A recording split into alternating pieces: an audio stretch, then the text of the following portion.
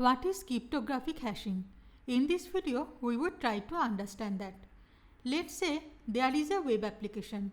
Users can provide their usernames and passwords and register for the website. The web server needs to store the usernames and the corresponding passwords in the database in some secure way. The server cannot store the passwords as it is because that is unsafe. One way to store the passwords securely is to encrypt them using a strong secret key. But there is a problem here.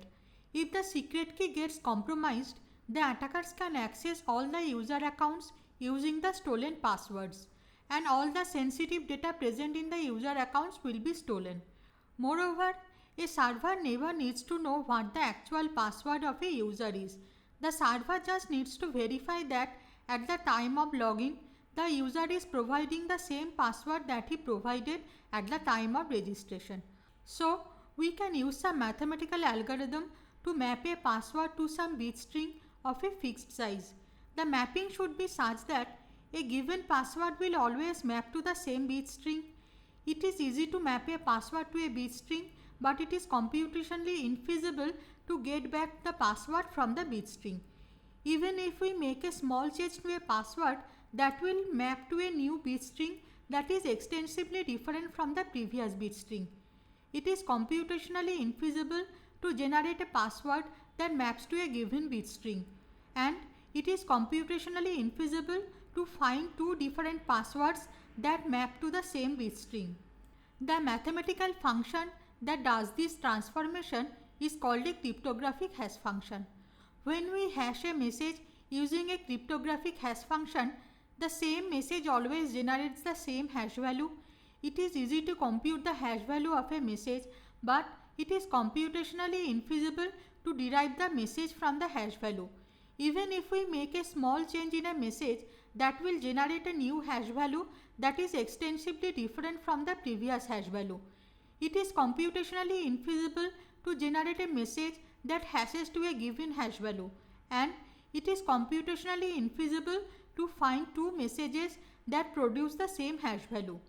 So, when a user provides his password at the time of registration, the server uses a cryptographic hash function to map the password to a hash value and store the hash value in the database.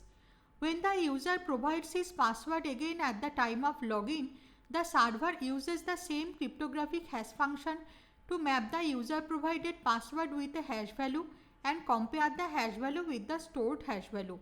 If they match, the server knows that the user has provided the same password that he provided at the time of registration.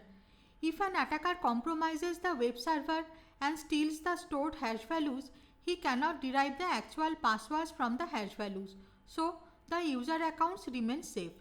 In practical scenarios though, a server uses salts along with passwords to generate the hash values. What is salt? We have already discussed that in a different video. The relevant links are provided in the description. A cryptographic hash function should also prevent cryptanalytic attacks. So, it should have the following properties.